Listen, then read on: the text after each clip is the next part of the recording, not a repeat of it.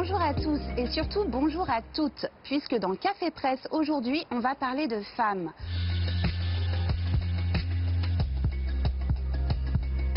Dans Confusion, paru aux éditions Lattès et qu'elle publie sous pseudonyme, Marie Tanguy raconte son expérience au sein de l'équipe de campagne du candidat Macron. La jeune femme raconte au magazine Society que la première fois qu'elle a rencontré Emmanuel Macron, c'était lors d'une masterclass qu'il donnait à Sciences Po. Elle est alors impressionnée par sa vision du monde au point de vouloir rejoindre son équipe.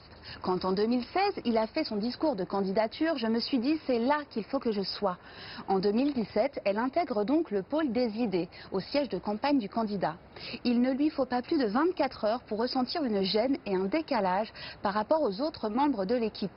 Impressionnée par la vivacité des esprits qui l'entourent, Marie Tanguy dénonce leur manque d'ouverture à l'autre. Les gens autour de Macron sont prodigieusement intelligents, mais ce qui est monstrueux, c'est la maigreur de leur expérience humaine. Prétendre gouverner la France en ayant une garde rapprochée aussi monocolore, ça veut dire qu'on ne va pas s'ouvrir à d'autres pensées, poursuit la jeune femme.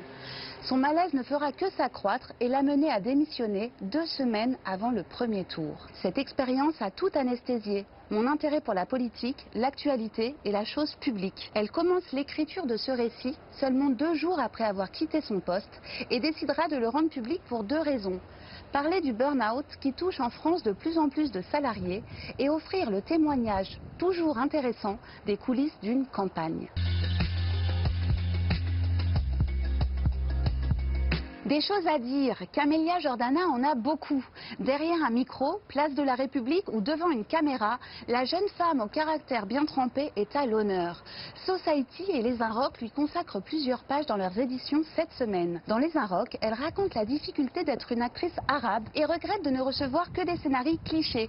Des histoires de Daesh, de radicalisation, de femmes en burqa. Loin d'être en concurrence avec ses collègues Adèle Haenel et Aïssa Maïga, qui portent elles aussi des causes fortes à bout de bras, Camélia Jordana explique que leurs combats respectifs se rejoignent. Une sororité nécessaire puisque la chanteuse dit avoir toujours été une cible de l'extrême droite. Elle se réjouit dans Society du rôle positif que peuvent avoir les réseaux sociaux dans l'éducation des jeunes filles. Un post sur Instagram, c'est déjà énorme. Grâce à Angèle, des filles de 9 ans savent ce qu'est le féminisme. Peut-être aurait-elle aimé avoir eu Instagram à 9 ans puisqu'elle avoue avoir construit sa conscience politique tard et un peu par hasard.